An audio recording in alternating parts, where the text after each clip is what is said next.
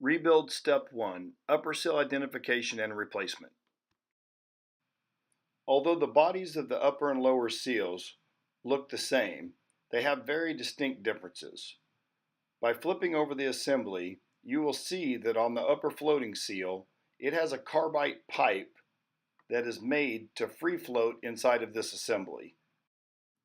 This allows the seal to properly wear as it moves in and out during use. Begin threading the seal by hand. Now use your 11mm socket to snug it down.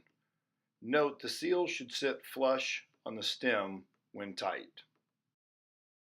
Step 2. Press fit seal identification and replacement. The press fit lower seal is made distinctly different from the upper seal. You'll notice that the metal is formed to create a foot in which the seal itself rides on. Without this foot in place, the carbide seal would simply fall back into the spray head, making the unit unusable. Begin threading the seal by hand. Now use your 11mm socket to snug it down. When the seal is properly threaded on, it should be flush with the top of the head.